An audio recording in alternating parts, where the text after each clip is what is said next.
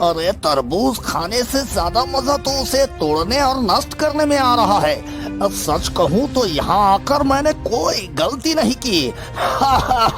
ये जगह तो सचमुच कमाल की है। चारों तरफ खाने के लिए फसलें भरमार है। अब तो लग रहा है कि यहाँ जितना चाहूँ उतना मजा उठा सकता हूँ और किसी चीज की कमी भी नहीं होगी। हाँ। वो जंगली सुअर जो जंगल से भागकर गांव में आ गया था, हर दिन लोगों की मेहनत पर पानी फेर रहा था। वो खेतों में घुसकर फसलों को रौंदता और बर्बाद करता जा रहा था, जिससे किसानों की परेशानियां बढ़ती जा रही थी।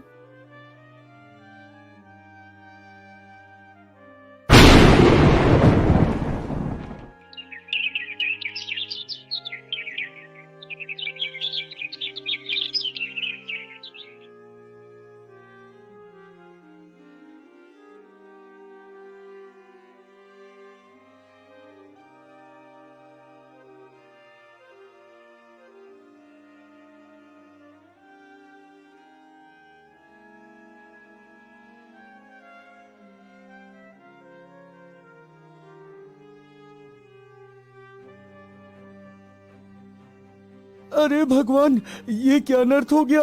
मेरे खेत के सारे तरबूज बर्बाद हो गए। अब मैं क्या करूंगा। इन तरबूजों को बेचकर ही तो मैं अपने परिवार का पेट पालता था। हर दिन सूरज के नीचे मेहनत करके मैंने ये फसल उगाई थी और सब कुछ मिट्टी में मिल गया। हे प्रभु, अब मुझे रास्ता दिखाइए। मैं इस मुसीबत से कैसे बाहर निकलूं। हे प्रभु। अरे रामू भैया, क्या हो गया। आप इतने परेशान और रोते हुए क्यों दिख रहे हैं। क्या किसी ने कुछ कहा या कोई बड़ी मुसीबत आ गई है। बताइए, शायद मैं आपकी कुछ मदद कर सकूं। अरे भाई, तुम्हें और क्या बताऊं। सब कुछ तो तुम्हारी आंखों के सामने हुआ है।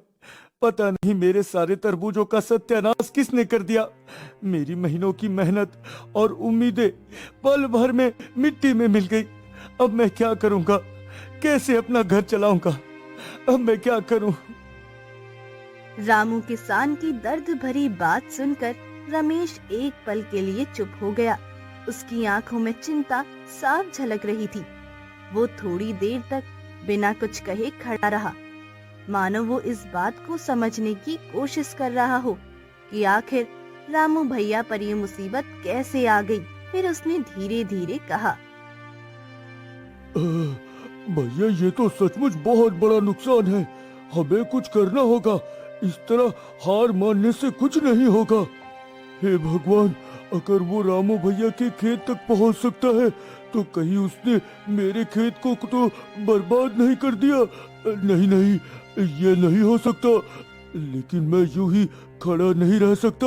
जल्दी से चलकर देखना होगा। अगर कुछ हुआ हो तो क्या करूंगा मैं। हाँ। रमेश ने घबराते हुए तुरंत अपने खेत की ओर चल दिया।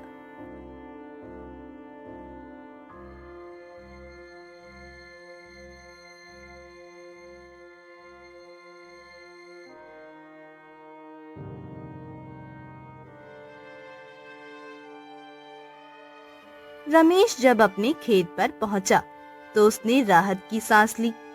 उसकी सारी फसल बिल्कुल सही सलामत थी। उसने आकाश की ओर देखा और कहा, हे भगवान, तेरा लाख लाख शुक्र है कि मेरी फसल सुरक्षित है। हाँ, सुरक्षित है। लेकिन उसकी खुशी जल्दी ही चिंता में बदल गई। अरे, इतनी राहत में रहने का कोई मतलब नहीं। अगर कल वो दुष्ट सुअर यहाँ आकर मेरी फसल को बर्बाद कर दे तो मैं क्या करूंगा। नहीं, मुझे कुछ करना होगा। हाँ। थोड़ी देर सोचने के बाद रमेश ने खुद से कहा, मैं आज से ही अपनी फसल की रखवाली करना शुरू करता हूँ। चाहे कुछ भी हो जाए, मैं अपनी मेहनत बर्बाद होने नहीं दूंगा। आज रात मैं यही खेत में सोऊंगा और उस सुअर को सबक सिखाऊंगा।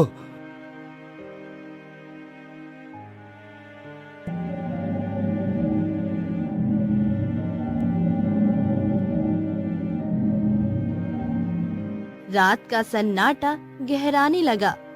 रमेश ने अपने खेत के किनारे एक चारपाई बिछाई और उस पर बैठकर सतर्कता से चारों ओर नजरें गड़ाई रखी। उसके हाथ में एक मोटा डंडा था और उसके चेहरे पर दृढ़ संकल्प साफ झलक रहा था। उसने मन ही मन सोचा, आज देखता हूँ कौन और कैसे मेरी फसल के पास आता है।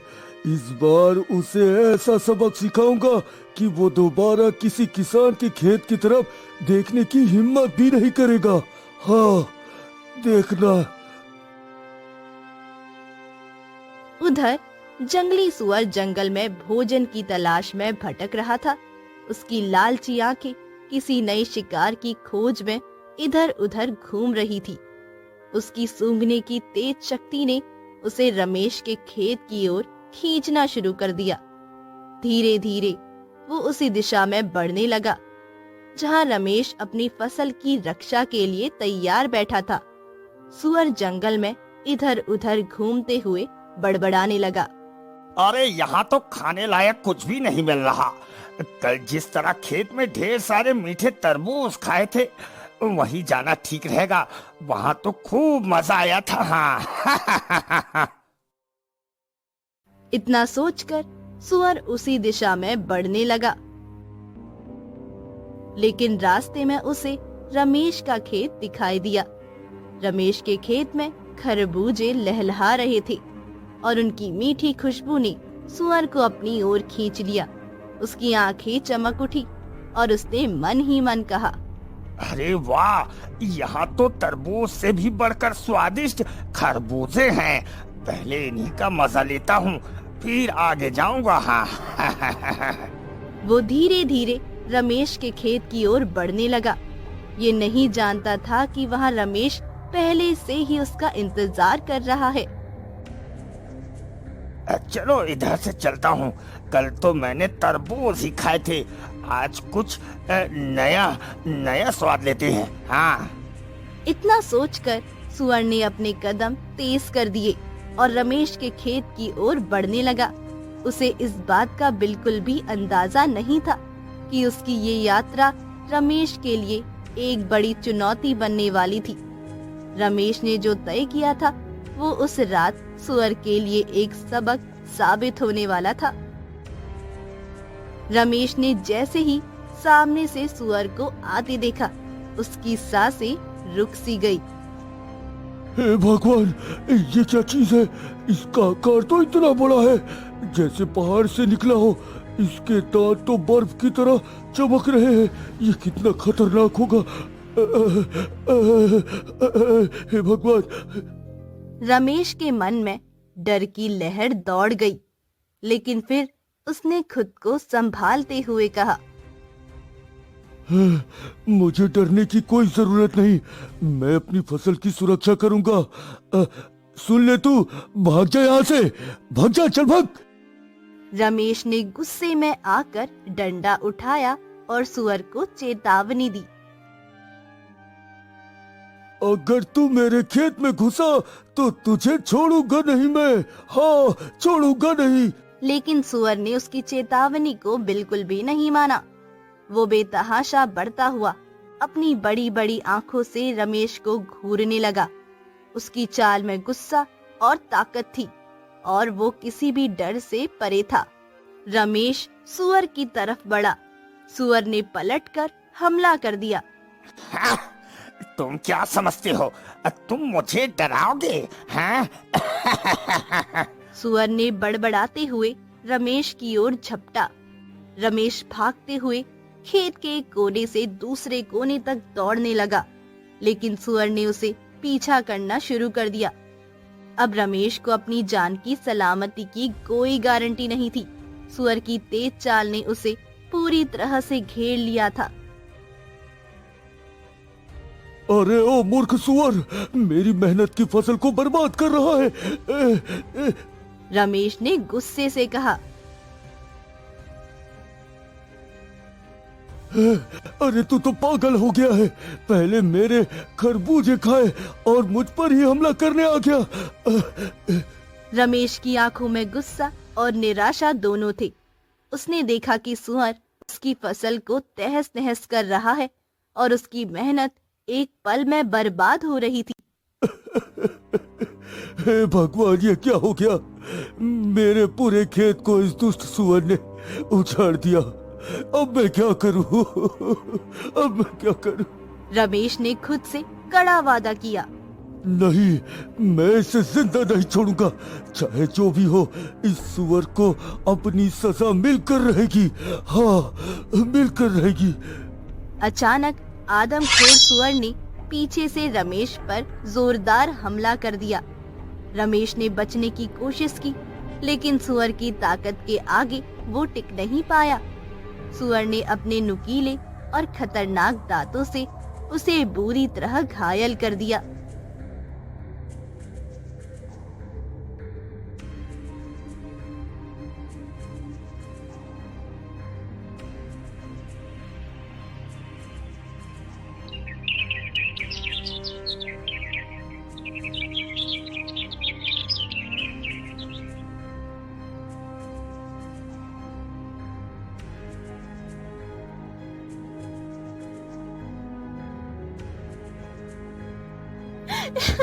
हे भगवान, ये मेरे पति को क्या हो गया?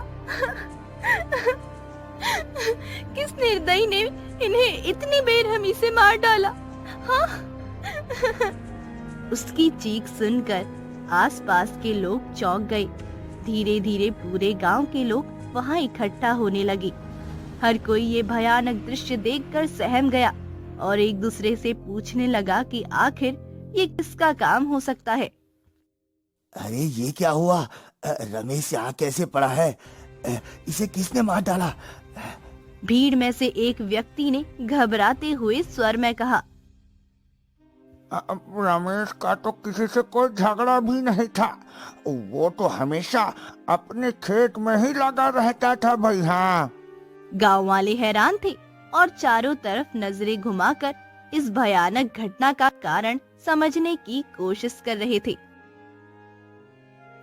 आप मुझे यूं अकेला छोड़कर कैसे जा सकते हैं? रमेश की पत्नी फूट फूट कर रोने लगी। अब मेरा क्या होगा? मैं किसके सहारे अपना जीवन बिताऊंगी?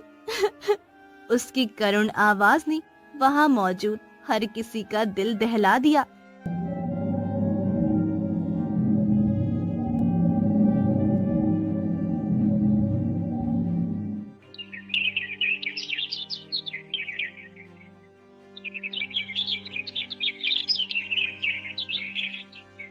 अगली सुबह गांव में एक और लाश मिली।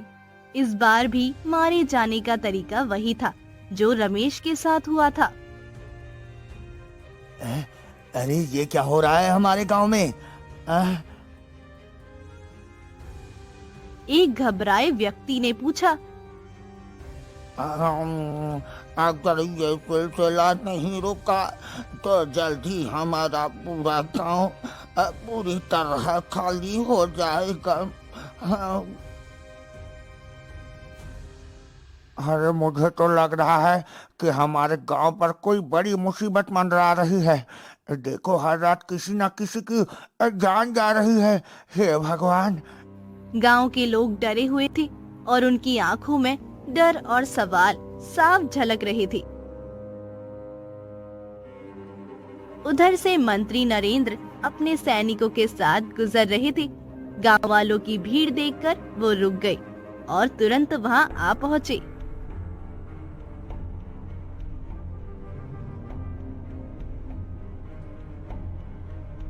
अरे यहाँ क्या हो रहा है? ये लाश किसकी है और इसे किसने मारा? हाँ? मंत्री जी, ये हमारे गांव पर पिछले कुछ दिनों से हो रहे भयानक कांड का हिस्सा है। हर रात कोई न कोई गांव वाला मारा जा रहा है मंत्री जी। राहुल ने विस्तार से सारी घटनाएं मंत्री नरेंद्र को बताई। नरेंद्र ने स्थिति की गंभीरता को समझते हुए अपने सैनिकों को तुरंत जांच करने का आदेश दिया। अरे तुम लोगों को शर्म आनी चाहिए।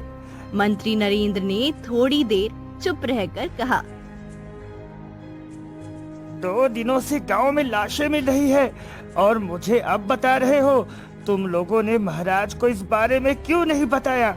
हाँ? अरे मंत्री जी, हम सच में बहुत घबराए हुए थे। अब तो घर से बाहर निकलने में भी डर लगता है भैया।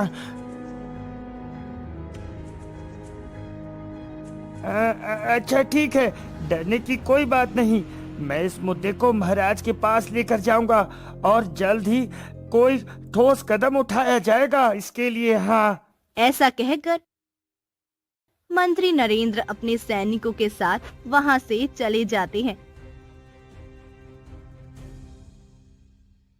उनके जाते ही गांव में एक गहरी चुप्पी सी छा जाती है, जैसे सब लोग किसी बड़े खतरे का सामना करने के लिए तैयार हो रहे हो। हर किसी के मन में एक ही सवाल था, अब आगे क्या होगा?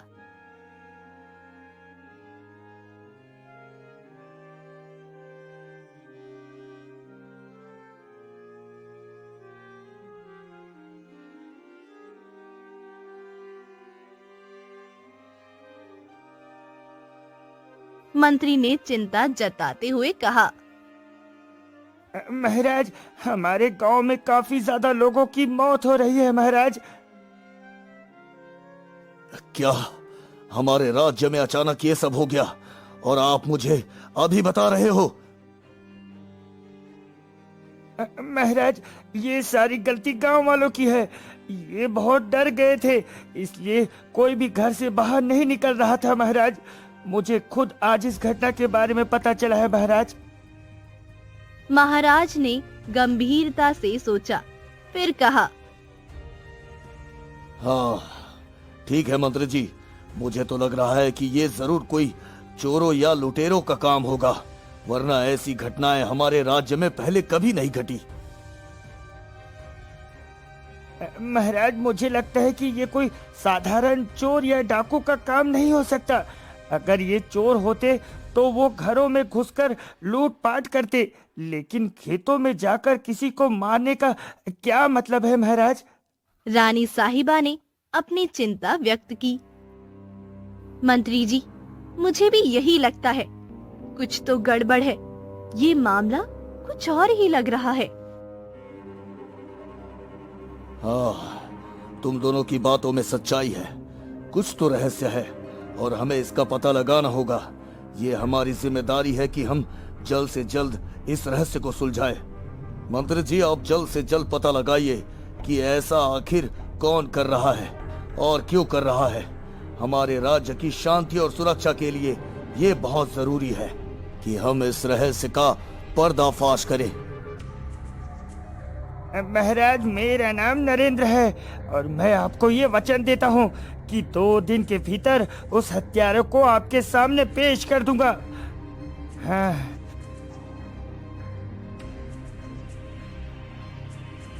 अब इस रहस्य का पर्दाफाश जरूर होगा। हाँ।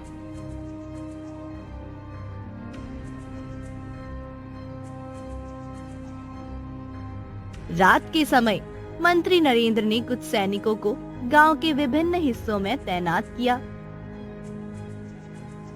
अरे हमें इस रात पूरी सतर्कता से काम करना होगा।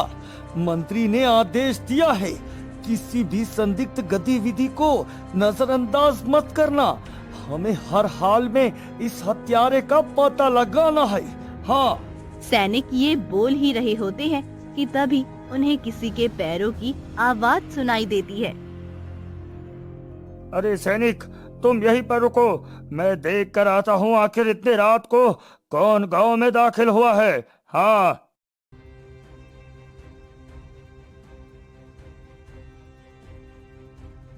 सैनिक की आंखें चौकस थी।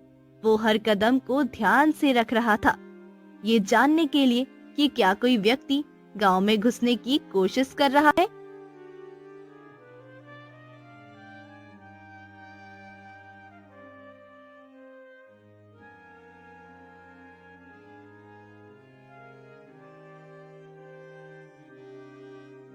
अच्छा, तो अब पता चला ये तो एक सुअर है। गांव वाले फालतू में ही डर रहे थे। मैं अभी इसको मारकर खेल खत्म कर देता हूँ। हाँ। सैनिक ने अपनी भाला को और मजबूत पकड़ा और सुअर की तरफ बढ़ने लगा। उसकी आंखों में आत्मविश्वास था। हाँ, अब इस खतरनाक जानवर का खात्मा करना ही होगा। हाँ। सैनिक ने गुस्से में आकर कहा, अरे सुअर, रुक, अभी तेरा खेल खत्म करता हूँ, रुक। लेकिन सुअर ने अपनी तेज चाल से सैनिक के हमले को नकार दिया और एक जोरदार छलांग लगाते हुए पलटकर सैनिक पर हमला कर दिया। उसके नुकीले दांत जैसे खून चूसने के लिए तैयार थे। सैनिक ने जैसे ही पलटने की कोशिश की, सुअर ने उसे पूरी ताकत से दबोच लिया। सैनिक ने अपनी पूरी ताकत लगाई और सुअर के पंजे से खुद को छुड़ाने में कामयाब हो गया और भागने लगा, और सुअर भी उसके पीछे भागने लगा। लेकिन सैनिक की फुर्ती और साहस से वहां से वो भाग गया। वो किसी तरह से एक पेड़ के पीछे छिपकर सांस लेने लगा। सुअर ने उसे फिर से खोजने की कोशिश की, लेकिन सैनिक की चालाकी ने उसे पूरी तरह से चकमा दे दिया।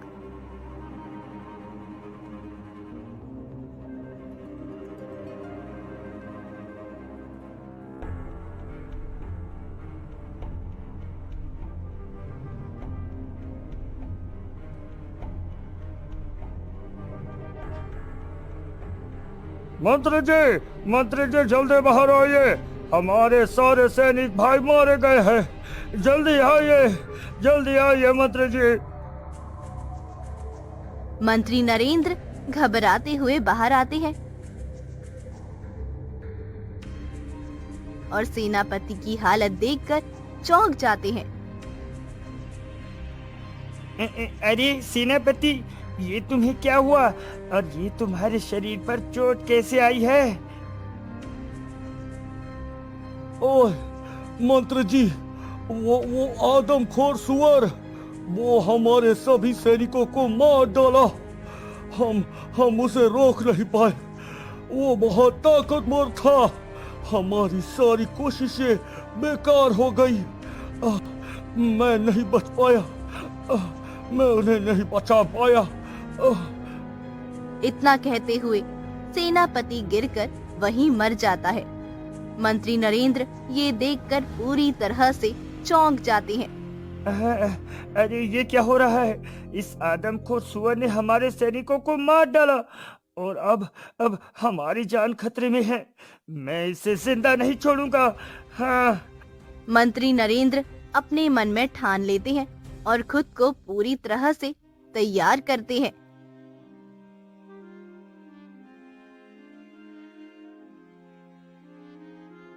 हाँ, आ गया। अब मुझे सारा काम सावधानी पूर्वक करना होगा। इस बार अगर वो आदमखोर सुअर बच गया तो कहीं मैं ही नहीं रहूंगा। मैं उसे पकड़कर ही दम लूंगा। हाँ, इस बार तो छोड़ूंगा नहीं।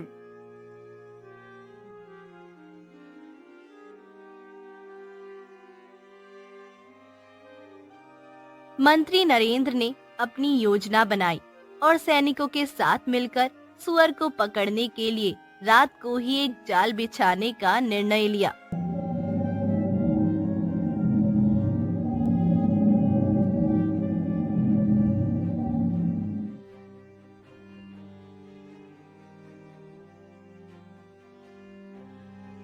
उन्होंने सभी सैनिकों को पूरी तरह से सतर्क रहने का आदेश दिया और किसी भी कीमत पर सुअर को पकड़ने की कड़ी चेतावनी दी। ध्यान रखना, इस बार हम किसी भी चूक को सहन नहीं कर सकेंगे। सुअर को पकड़ना ही हमारी प्राथमिकता है। हम इसे जिंदा या मुर्दा किसी भी हालत में खत्म कर देंगे इसको। हाँ। अब सब कुछ पूरी तरह से योजनाबद्ध तरीके से चलने लगा और मंत्री नरेंद्र ने अपनी पूरी ताकत और समझदारी से सुअर को पकड़ने का संकल्प लिया।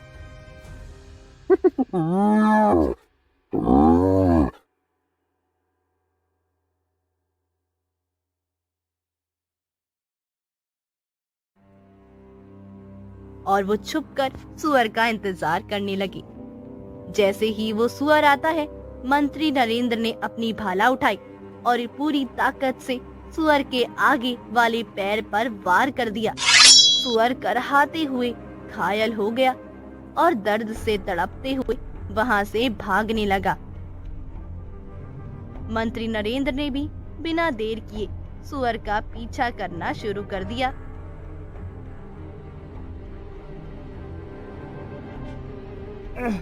मुझे कहीं छिपने की जगह नहीं मिलेगी। आज तो मेरा अंत निश्चित है। घायल सुअर जंगल के भीतर भाग रहा था। वो लड़खड़ा रहा था, लेकिन फिर भी तेजी से दौड़ने की कोशिश कर रहा था। मंत्री नरेंद्र ने अपनी भाला कसकर पकड़ी और सावधानी पूर्वक उसका पीछा किया। ठहर जा आदमखोर, अब मुझे कहीं भागने का मौका नहीं मिलेगा। ठहर जा।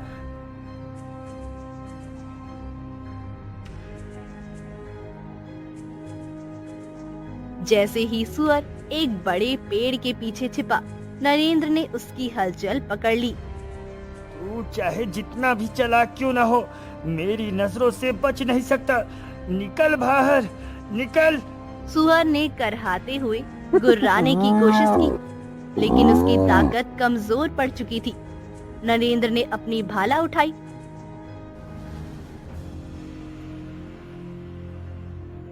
और पेड़ के पीछे जाकर एक जोरदार वार किया। सुअर के अंतिम चीख की गूंज जंगल में फैल गई। मंत्री नरेंद्र ने सुअर को मार गिराया। खून से सनी भाला को हाथ में थामे वो गहरी सांस लेते हुए खड़ा हो गया। हाँ, अब इस आदमखोर का तो अंत हो गया। अब हमारे गांव वाले सुरक्षित हैं। हाँ। कुछ ही पलों में सैनिक वहां पहुंच गए। जैसे ही उन्होंने सुअर को मरा हुआ देखा, वो उसे देखकर खुश हो गए। अरे मंत्री जी की जय हो। आपने इस आदमखोर को खत्म करके हमें बचा लिया मंत्री जी। हाँ। अरे ये केवल मेरी नहीं, हम सबकी जीत है। लेकिन याद रखना, सतर्कता ही हमारी सबसे बड़ी ताकत होती है। हाँ। सभी सैनिकों ने एक स्वर में जयकारा लगाया। जंगल में फैला खौफ अब खत्म हो चुका था और सबने मिलकर गांव लौटने का फैसला किया।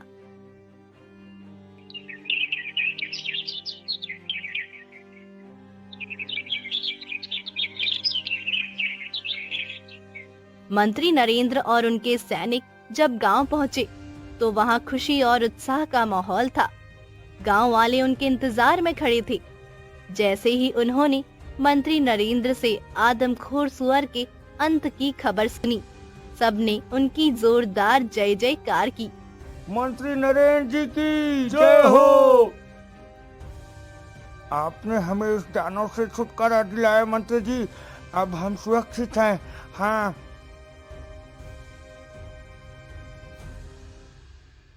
हाँ, नरेंद्र, तुम हमारे रक्षक हो।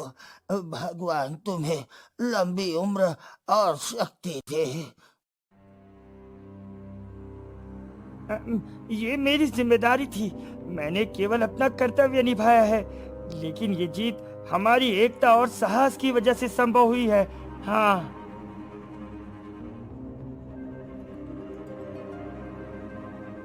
गांव से लौटने के बाद मंत्री नरेंद्र को राजमहल बुलाया गया। सम्मानित करने के लिए विशेष कार्यक्रम आयोजित किया गया।